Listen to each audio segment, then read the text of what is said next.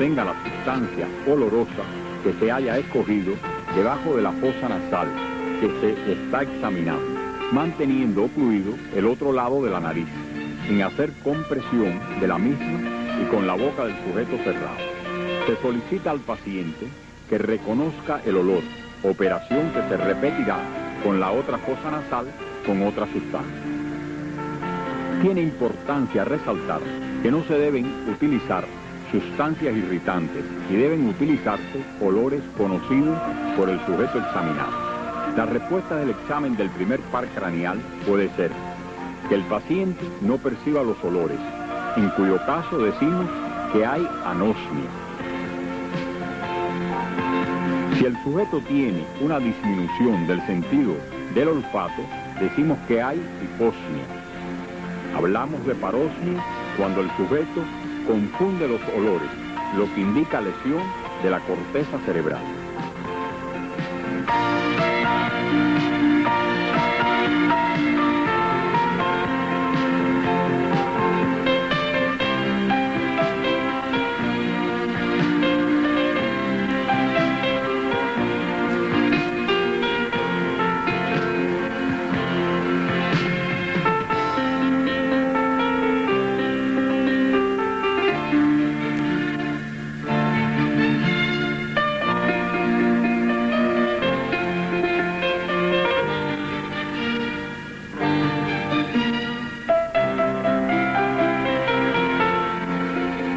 Las alucinaciones olfatorias son percepciones de olores sin que existan los estímulos externos olfatorios, lo que indica lesiones de la corteza cerebral.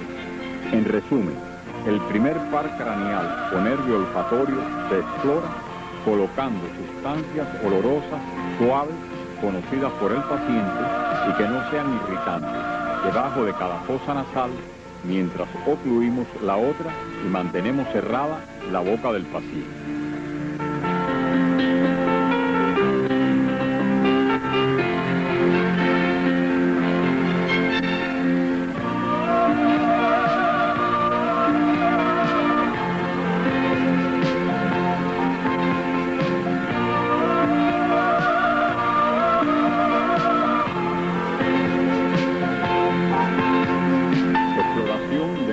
Visual. Cuando tenemos todas las condiciones, se explora con la cartilla de Snellen, colocada a 20 pies, explorando cada ojo por separado. Pero si no disponemos de esas condiciones, podemos pedirle al paciente que mire a lo lejos y nos precise objetos lejanos que el observador pueda ver. Si el paciente acostumbra a utilizar gafas o lentes, debe usarlos para determinar si el defecto de refracción se corrige con los mismos. La agudeza visual de cerca la exploran los oftalmólogos utilizando cartillas especiales con caracteres de distintos tamaños, pero si no disponemos de ellas, podemos utilizar un periódico y colocarlo a 30 centímetros aproximadamente de los ojos del sujeto, asegurándonos que exista buena iluminación. Si el paciente acostumbra a usar lentes o gafas para leer, debemos explorar, como en el caso anterior, si los lentes corrigen el defecto.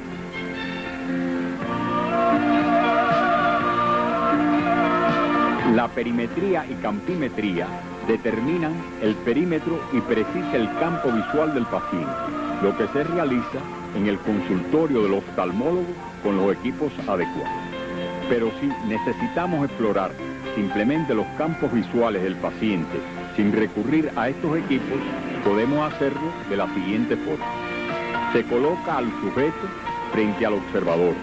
Se le ocluye un ojo al sujeto con la palma de la mano o con una tarjeta y el observador se ocluye el ojo que queda exactamente frente al ojo ocluido del paciente. Se le pide al paciente que mire fijamente la pupila del observador y éste mirará fijamente la pupila del paciente. Con estas condiciones creadas, se coloca un objeto a la misma distancia de ambos. Se va acercando este al centro de ambos campos visuales y el paciente debe decir cuando comienza a verlo. De esta forma, se compara el campo visual del paciente con el del observador.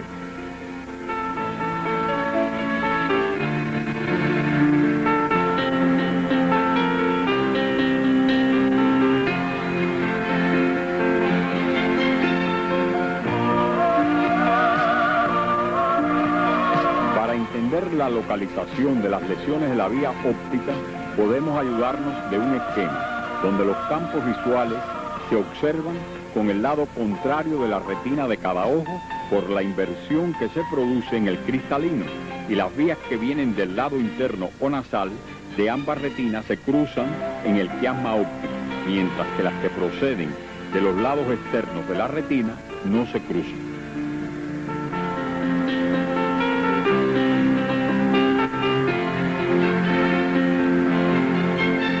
Al relacionar los resultados de la pericampimetría con nuestros conocimientos de la vía óptica, podemos precisar el lugar donde se sitúan las lesiones, ya que las que toman el nervio óptico producen amaurosis o ceguera del ojo explorado.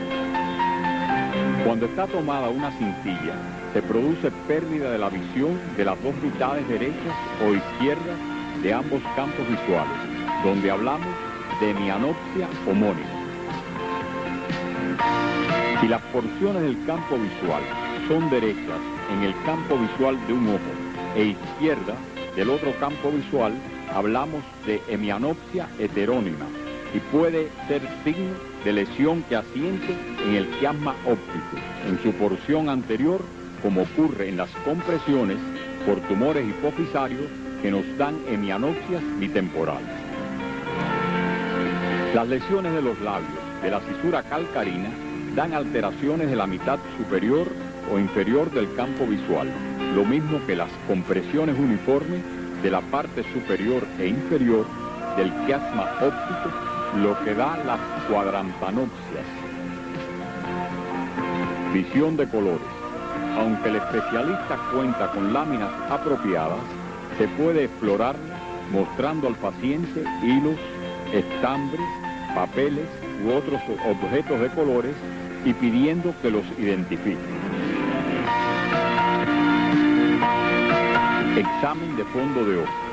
Esta exploración es de extraordinaria importancia y constituye una parte obligada del examen físico de todo paciente. Para ello, en un local con la menor cantidad de luz posible, se le pide al sujeto que mire fijamente a un lugar escogido convenientemente de acuerdo a la posición del observador. Tomando el oftalmoscopio, de manera tal que la mano del observador coincida con el ojo del mismo lado que va a utilizar y el ojo del mismo lado del paciente, es decir, si vamos a observar el ojo derecho, debemos sostener el oftalmoscopio con la mano derecha y hacer la observación con nuestro ojo derecho. Y para el ojo izquierdo del paciente debemos utilizar el ojo izquierdo y la mano izquierda del explorador. El oftalmoscopio debe ser sujetado por el mango con el dedo índice extendido y colocado sobre el disco que acciona los lentes del oftalmoscopio.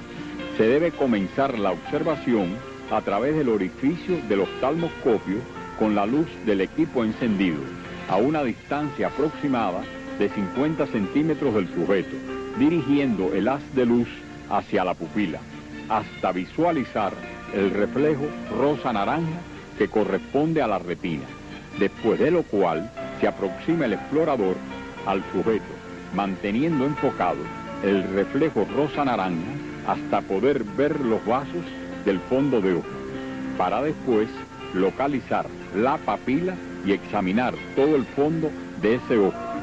Posteriormente se explora el otro ojo del sujeto con la otra mano y el otro ojo del observador. En resumen, se explora en este nervio agudeza visual, pericampimetría, visión de colores y examen del fondo de ojo.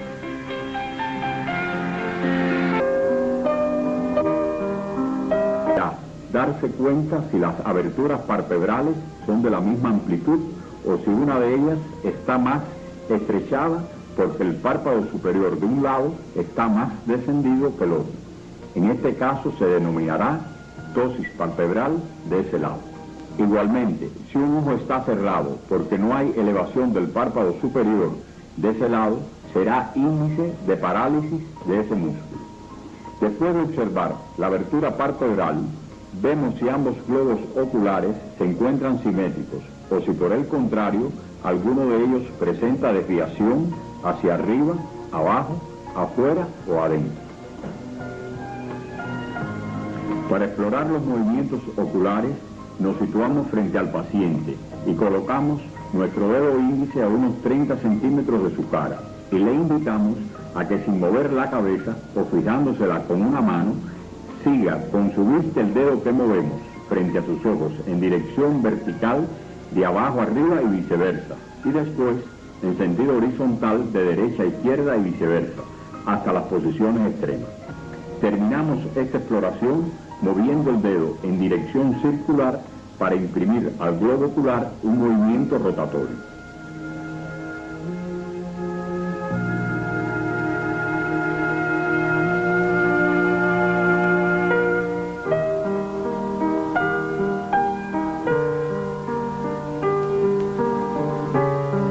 Se puede examinar la pupila dirigiendo un haz luminoso de intensidad sobre ella, ya que la luz intensa la contrae y la oscuridad la dilata. Esto se llama reflejo fotomotor de la pupila. Para explorar el reflejo fotomotor, situamos al paciente en una habitación oscura, haciendo incidir un haz de luz en el ojo explorado con una linterna, lámpara o cualquier otra fuente luminosa, o situarlo frente a una ventana abierta utilizando luz natural. Cuando exploramos el reflejo fotomotor dirigiendo el rayo de luz sobre un ojo, observamos que normalmente la pupila del otro ojo se contrae y que cuando retiramos la luz, dicha pupila se dilata. Esto se llama reflejo consensual. También se examina la pupila haciendo que el paciente mire un objeto situado a distancia y luego frente a sus ojos a 30 centímetros más o menos se coloca un dedo del médico que examina, observándose que al mirar el objeto distante, la pupila se dilata y al mirar el dedo, la pupila se contrae y los ejes ópticos convergen. Esto constituye el reflejo a la acomodación y convergencia.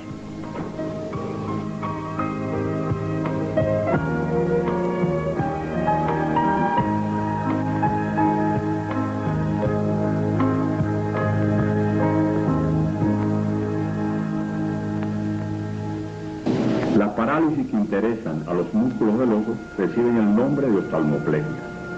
Cuando hay parálisis del tercer par o nervio oculomotor, se comprueba ptosis palpebral y el globo ocular se halla desviado hacia afuera, tironeado por el recto externo. Cuando logramos elevar el párpado de ese ojo, apreciamos la imposibilidad de realizar movimientos oculares hacia arriba, abajo y adentro. Además, se evidencia dilatación de la pupila, ausencia del reflejo a la luz y a la acomodación.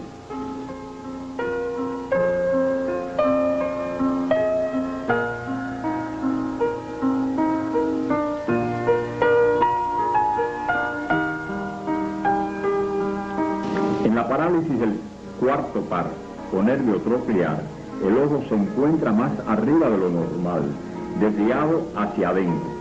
El paciente no puede dirigir el ojo. La exploración de los pares craneales tercero, cuarto y sexto consta de exploración conjunta de la porción extrínseca del tercer par y la del cuarto y sexto par.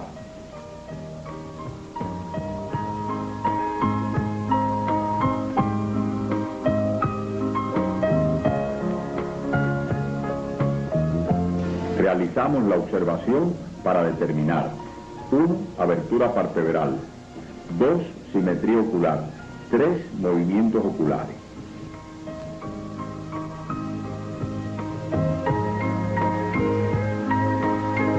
Exploración de la porción intrínseca del tercer par.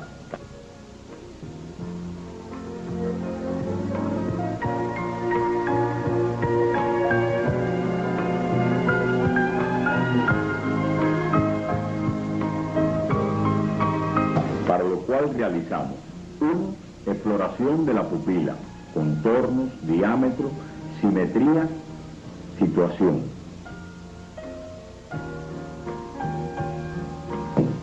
2. Exploración del reflejo fotomotor.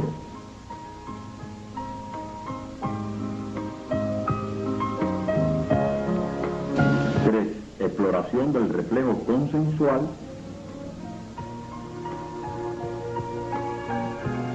Y 4, exploración del reflejo a la acomodación y convergencia.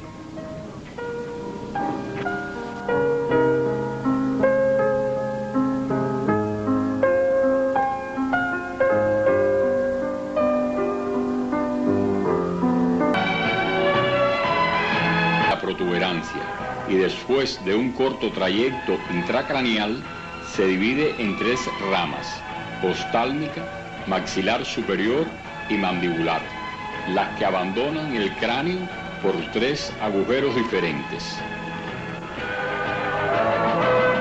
La porción sensitiva recibe la sensibilidad táctil, térmica y dolorosa de los territorios de la cara que inerva. La porción motora inerva los músculos masticadores, temporal, macetero y pterigoideo.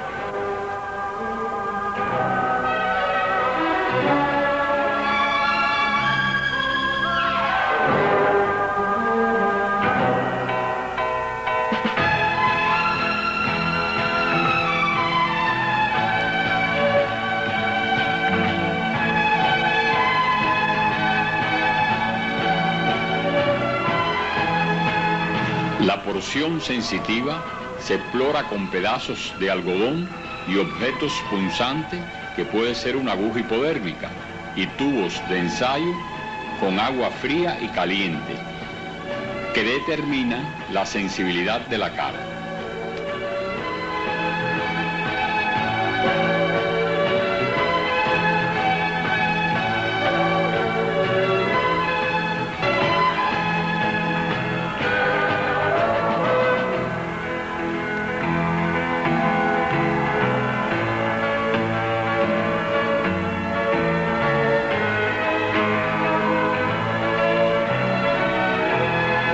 Además, se exploran los reflejos conjuntival,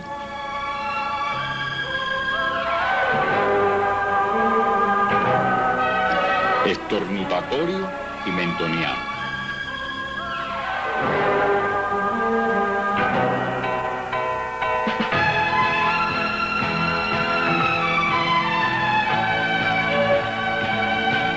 La porción motora se explora palpando los músculos maceteros mientras ordenamos al paciente que apriete fuertemente los dientes.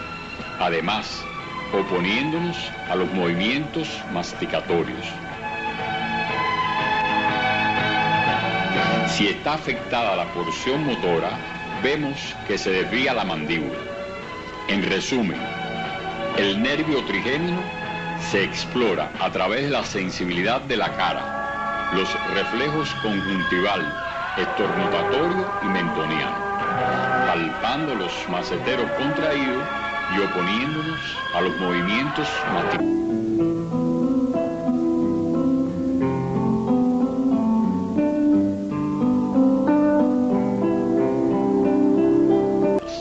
Es motor somático para los músculos de la cara, facial propiamente dicho, función sensorial responsable del sentido del gusto de los 2/3 anteriores de la lengua, nervio intermediario de Rysberg, función de sensibilidad general para una parte del pabellón de la oreja, forma parte del parasimpático craneal, posee fibras secretorias y vasodilatadores, inervando las glándulas lagrimales, las salivales, sublingual y submaxilar, y los vasos de la mucosa del paladar nasofaríngeo y fosas nasales.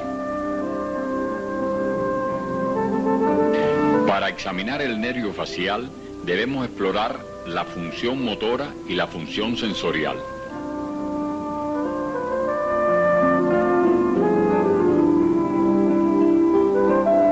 El examen comienza con la observación del paciente, en el cual se puede apreciar, cuando está dañado, desviación de la comisura labial al hablar o la salida de la saliva por un lado de la boca.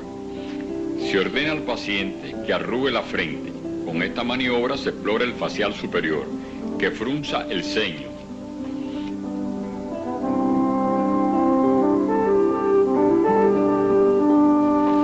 Que cierre fuertemente los ojos. Se ría que enseñe los dientes y que silbe y proyecte los labios hacia adelante. Al llenar de aire la boca y pronunciar ambas mejillas, se puede notar cómo al presionarlas se produce escape por un lado cuando está dañado. La maniobra de pied-marie-foie, presión firme sobre la parte posterior del ángulo de las mandíbulas, puede poner en evidencia la parálisis facial en el paciente estuporoso o comatoso. Desde un punto de vista semiológico, la parálisis facial puede ser central o periférica.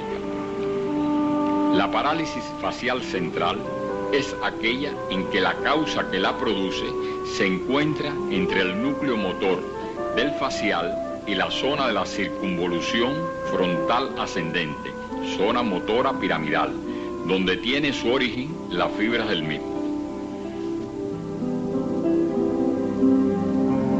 En este caso, la parálisis del facial es de tipo inferior, ya que no se afectan los músculos frontal, superciliar y orbicular de los párpados.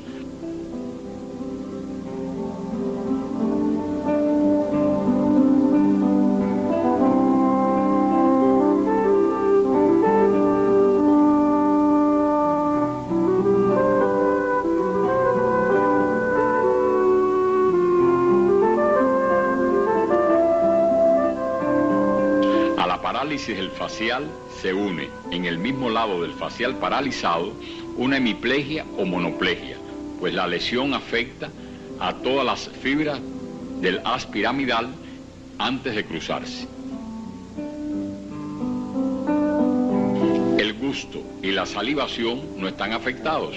Este tipo de parálisis se llama también supranuclear. Es producida más frecuentemente por tumores y accidentes vasculares encefálicos. La parálisis facial periférica puede ser nuclear o infanuclear, según el lugar donde asienta la lesión.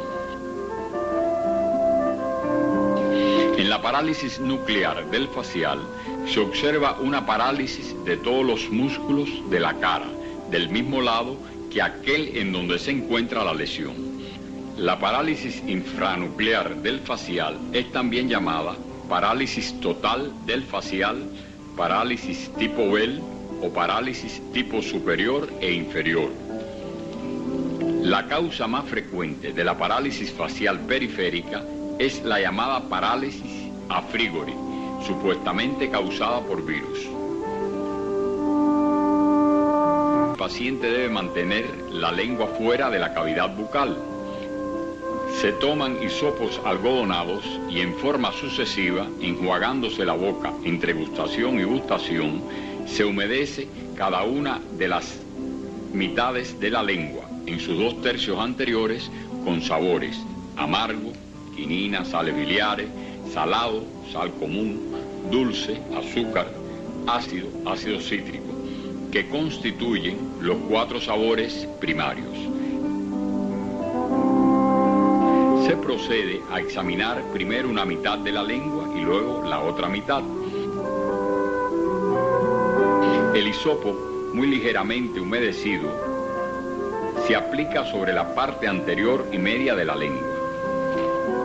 En un papel o tarjeta con letras grandes se anotan los 4 tipos de sabores.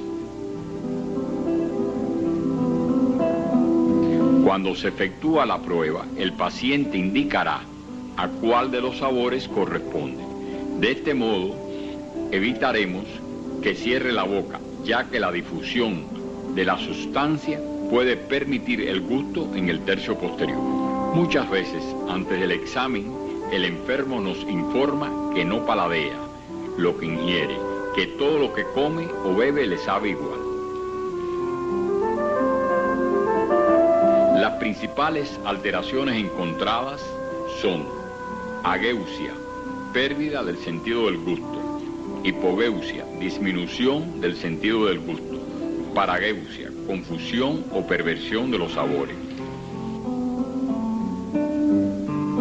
En resumen, para explorar el 7º par craneal o nervio facial es necesario explorar la función motora y la sensitiva, ya que es un nervio mixto. Para explorar la función motora, observar la cara del paciente para determinar desviación de la comisura labial. Se ordena al paciente que arrugue la frente, cierre fuertemente los ojos, se ría, enseñe los dientes, que silbe y que proyecte sus labios hacia adelante. Realizar la maniobra de Pierre-Marie Foix si el paciente está estuporoso o comatoso.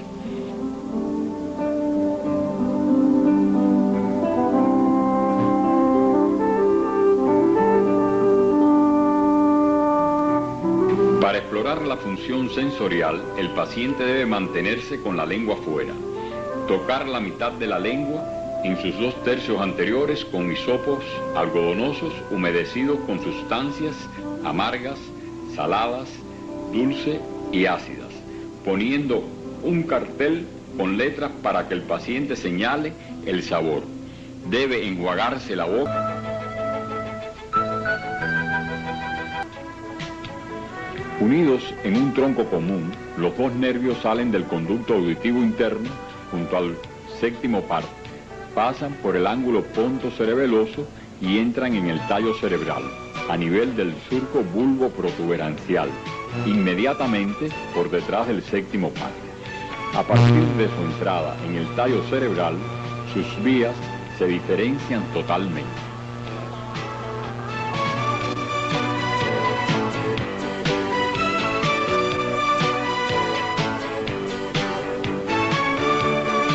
Debe comenzarse la exploración de la porción coclear con este examen, el cual permitirá observar en el paciente si hay algún obstáculo o enfermedad en el conducto auditivo externo o en el oído medio, mediante la observación de la membrana del tímpano.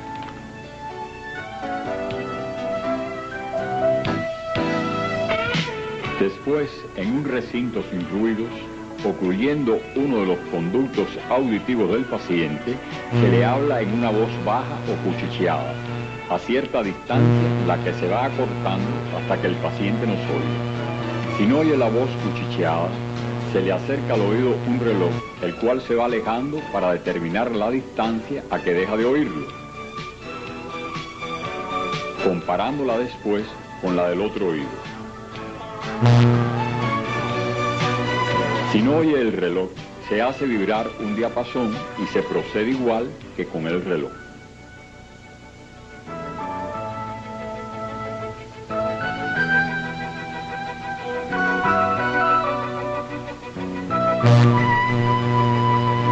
Se coloca un diapasón en vibración sobre el vértice del cráneo. Normalmente se percibe igual en ambos oídos.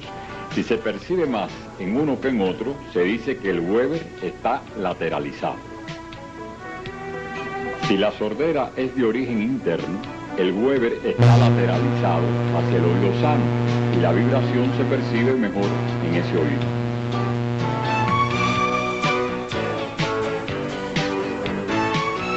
Si la sordera lo es por lesión del oído medio o del externo, el Weber es lateralizado hacia el oído enfermo, o sea, que se percibe mejor el diapasón en el oído enfermo.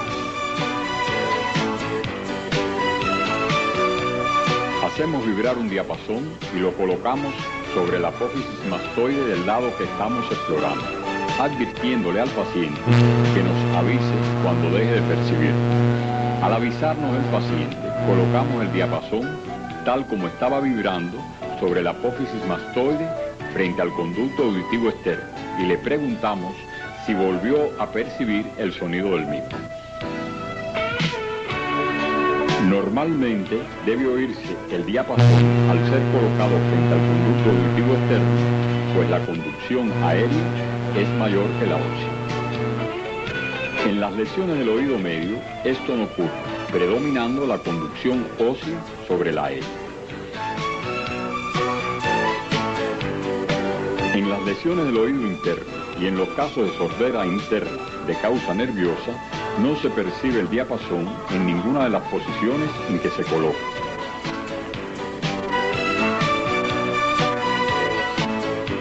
mide la duración de la percepción ósea. Se coloca el diapasón en vibración sobre la apófisis mastoide y se mide el tiempo durante el cual el paciente percibe el sonido. Se mide el tiempo en ambas mastoides.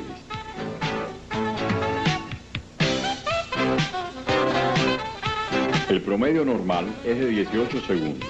Si dura menos, se dice que está acostado, y si dura más, se dice que está alargado. También se puede realizar esta prueba comparando al paciente con el examinador, siempre que éste sea normoacústico. En realidad, el paciente no oirá el tic-tac del reloj. La prueba de Weber estará lateralizada hacia el mismo lado de la lesión. La de Rinne será negativa y la de Sauvage será más prolongada que lo normal y siempre en el lado afecto. Si la sordera se debe a alteración de la transmisión ósea, como se encuentra en las lesiones del laberinto o del nervio auditivo, se apreciará que la prueba de Weber estará lateralizada hacia el lado opuesto de la lesión. La prueba de Rinne será positiva y la de Sauvage estará acostada.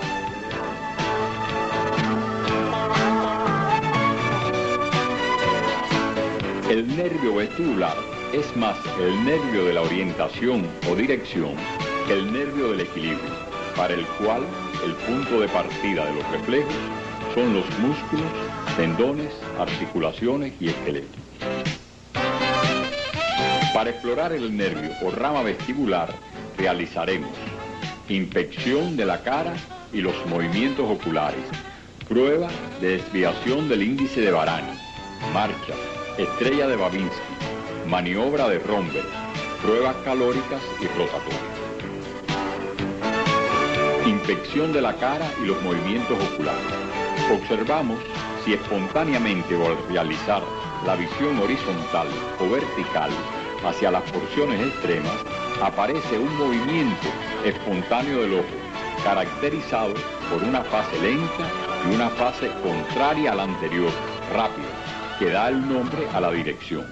Esto es lo que se llama nistagmo.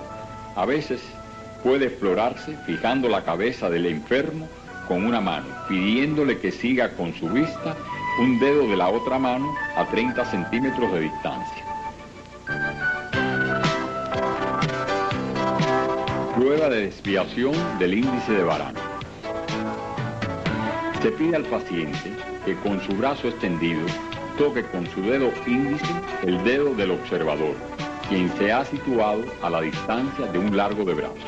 Una vez que ha realizado lo anterior, se le pide que baje los brazos y con los ojos cerrados vuelva a tocar con sus dedos índices al del observador, que desde luego habrá conservado la misma posición que tenía al comienzo de la prueba.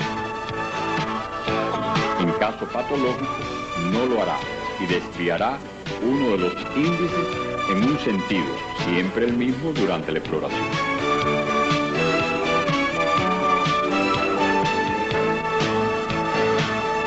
Marcha.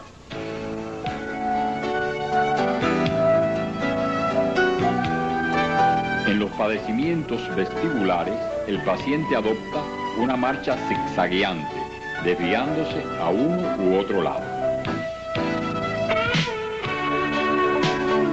Estrella de Babinski. Si a un paciente con afectación vestibular se le vendan los ojos o con los ojos cerrados, se le ordena dar 10 pasos hacia adelante y 10 pasos hacia atrás, varias veces sucesivas, se verá como cada vez va desviándose de la línea inicial, siempre en el mismo sentido, como si estuviera caminando siguiendo los radios de una estrella.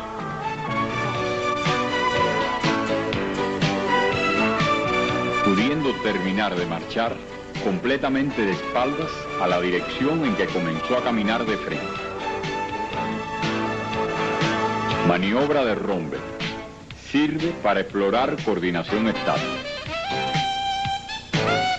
Se ordena al paciente, parado con los pies juntos, que se mantenga en la actitud militar de firme. El explorador, parado a su lado, estará atento a que el enfermo no pierda el equilibrio y se caiga. Primeramente se observa si en esta posición el enfermo experimenta o no oscilaciones. Después se pasa a explorar el signo de Romber, para el cual se le indica que cierre los ojos observando si el enfermo conserva su posición de equilibrio, o si por el contrario, su cuerpo oscila y tiene tendencia a caer. En este caso, se dice que presenta el signo de Romber. Este signo solo se puede admitir como positivo cuando se produce una pérdida real del equilibrio durante la maniobra, con la consiguiente separación de los pies para mantenerlo. Romber sensibilizado. También se realiza el signo de Romber sensibilizado ordenándole al enfermo que se pare con un pie delante del otro.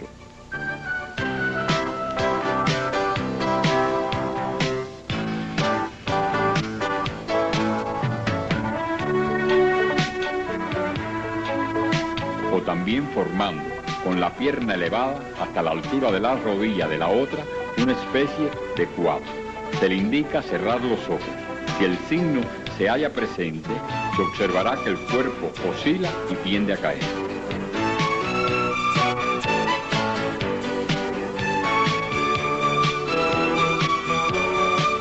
Pruebas calóricas y rotatorias. Se usan para producir cambios en la corriente de la endolimfa y explorar el aparato vestibular. Su técnica e interpretación corresponden al especialista en otorrinolaringología. Resumiendo, para explorar el octavo par craneal o nervio estatoacústico, exploraremos la posible vestibular. Al explorar la función coclear, realizamos examen otoscópico del oído, prueba de Weber, prueba de Ring y prueba de Soaban. El nervio vestibular lo exploramos con inspección de la cara y los movimientos oculares, prueba de desviación del índice de Varane, marcha, estrella de Da Vinci, maniobra de Romber y pruebas calóricas y rotatorias.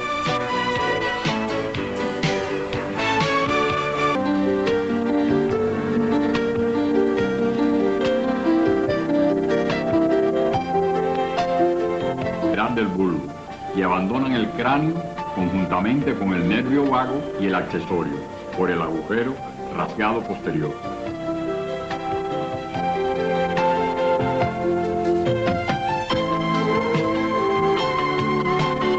Para explorar el nervio glosofaríngeo se procede a explorar el gusto en el tercio posterior de la lengua con hisopos algodonados en forma sucesiva, enjuagándose la boca entre cada gustación y gustación. Se humedece el tercio posterior de la lengua con el hisopo ligeramente humedecido, con los sabores amargo, dulce, salado y ácido, examinando primero una mitad de la lengua y luego la otra. El paciente señalará en los letreros que previamente se han confeccionado a qué sabor corresponde, sin cerrar la boca para que la sustancia no difunda a los 2 tercios anteriores de la lengua, de forma similar a como se hizo en la exploración del séptimo par.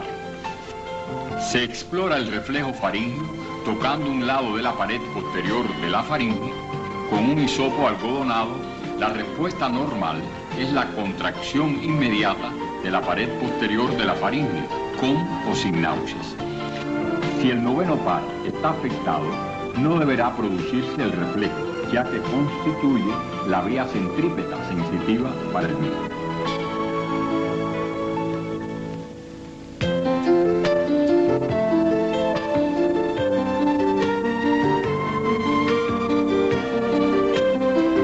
La exploración del reflejo del seno carotidio es una maniobra peligrosa, ya que si el reflejo es muy intenso, puede provocar pérdida del conocimiento, síncope y hasta paro cardíaco, por lo que se recomienda no explorarlo de rutina y que solo lo haga el especialista cuando sea estrictamente necesario y en un medio apropiado para la reanimación. La exploración consiste en la presión cuidadosa, no muy intensa ni prolongada, sobre el seno carotidio, que produce normalmente disminución de la frecuencia del pulso y caída de la presión arterial.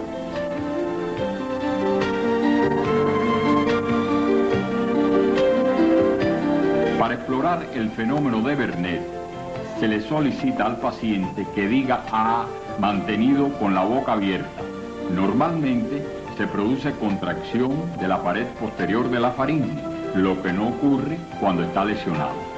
Las lesiones del noveno par pueden verse en fracturas o tumores de la base del cráneo y en la neuralgia del noveno par, donde los pacientes experimentan par craneal. Se determina el gusto en el tercio posterior de la lengua. Se explora el reflejo faríngeo. Se explora el reflejo del seno carotidio, que recomendamos no realizarlo de rutina por ser peligroso, y se le ordena al paciente que diga A mantenido con la boca abierta. Las fibras motoras surgen de las células motoras del núcleo ambiguo. Emergen por el surco lateral del bulbo por medio de varios filetes que unidos abandonan el cráneo por el agujero rasgado posterior, atravesando el cuello, tórax y el orificio esofágico del diafragma, llegando al abdomen donde termina. Estas fibras motoras se distribuyen por los músculos del paladar blando y de la faringe.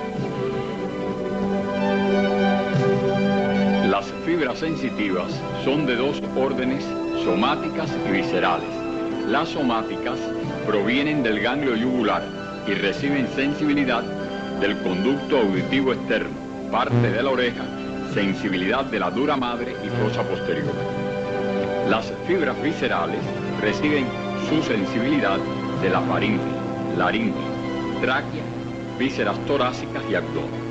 Las fibras vegetativas son parasimpáticas, distribuyéndose por los sistemas respiratorio, circulatorio, digestivo y urinario. La exploración de este par craneal puede hacerse conjuntamente con el glosofaríngeo, con el que se relaciona estrechamente.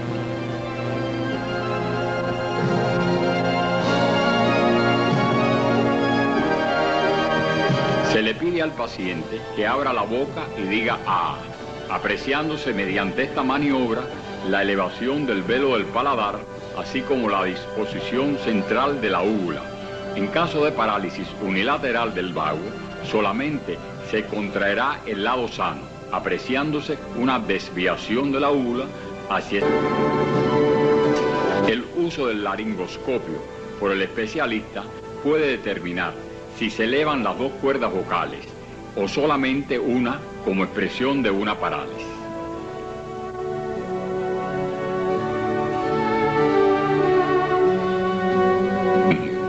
La maniobra consiste en tocar con un hisopo algodonado o con un depresor la pared posterior de la faringe, obteniéndose como respuesta normal la contracción inmediata de la pared posterior de la faringe con o sin náuseas.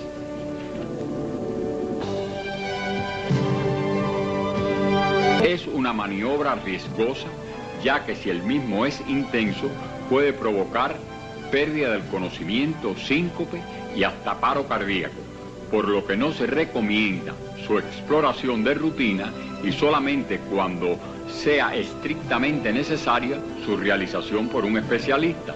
La maniobra consiste en ejercer ligera presión con los dedos de la mano del explorador en el seno carotidio, obteniendo como respuesta normal una disminución de la frecuencia del pulso y caída de la tensión arterial.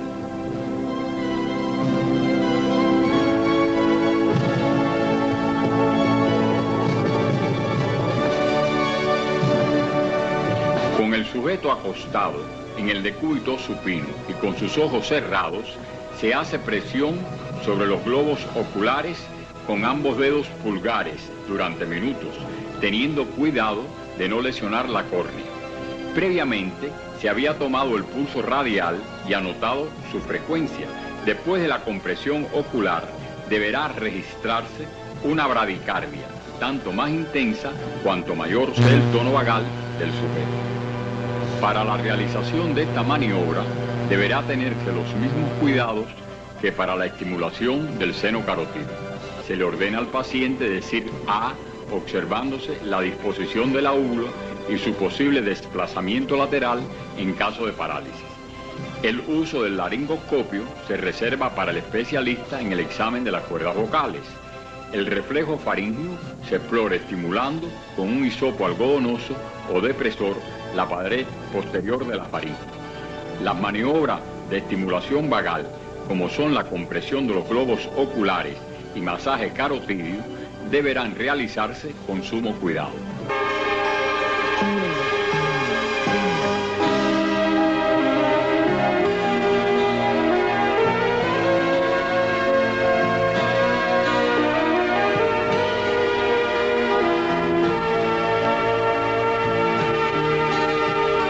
Este es un nervio exclusivamente motor y la fibra que lo constituyen tienen su origen en el bulbo y la médula espinal. El núcleo vulvar es la porción inferior del núcleo ambiguo, de donde parten las fibras que van a constituir la rama interna de este nervio, para inervar principalmente a los músculos de la laringe y que se explora con el 9º y 10º pares.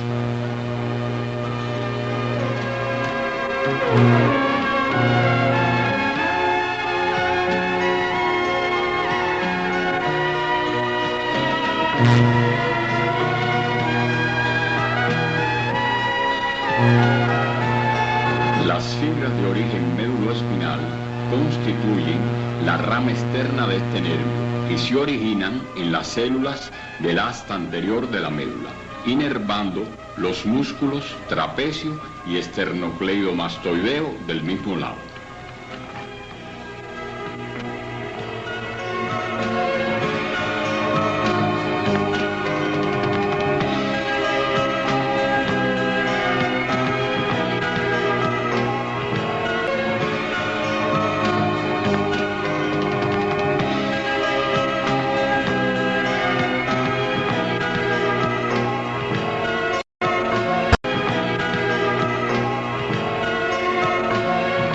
Para examinar este par craneal, se inspecciona la región cervical y la nuca en busca de asimetría o flacidez de los músculos esternocleidomastoideo y trapecio, o fasciculaciones de estos.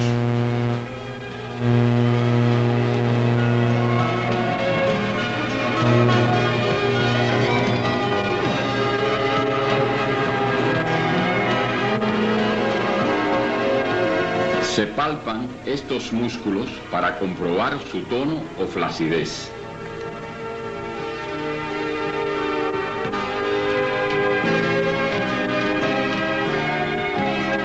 Se ordena al paciente que eleve ambos hombros, poniendo el examinador las manos sobre ellos y oponiéndose al movimiento con el objetivo de explorar la fuerza muscular y segmentaria de cada trapecio.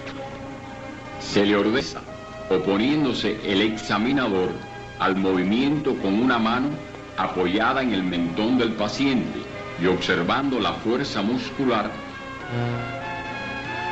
Se le ordena al paciente que flexione su cabeza sobre el pecho y se opone resistencia a este movimiento con una mano en el mentón.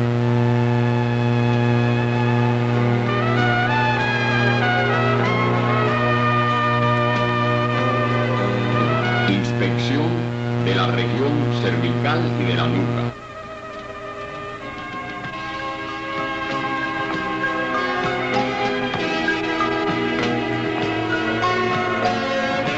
Palpación de los músculos trapecio y esternocleidomastoideo. Exploración de la fuerza muscular segmentaria de cada trapecio, elevando los hombros. Rotación de la cabeza con oposición del examinador al movimiento para explorar fuerza muscular y contracción del esternocleidomastoideo. Flexión de la cabeza sobre el pecho con oposición del examinador para determinar parálisis del músculo esternocleido, inervando los músculos de esta. Para explorar este par craneal, se le pide al paciente que abra la boca y se observa si las dos mitades son iguales y simétricas y si hay fasciculaciones. Si hubiera atrofia de un lado de la lengua, este se verá aplanado en sentido vertical. Después se le solicita al paciente que saque la lengua y se observa si la punta de la misma está en el centro o si se desvía hacia un lado. El lado hacia el que se desvía la punta es el lado en donde asienta la lesión. Para finalizar, se explora la fuerza muscular segmentaria pidiéndole al paciente que presione con la lengua una de las mejillas contra la cual ha colocado el explorador sus dedos y después se explora la fuerza en la otra mejilla.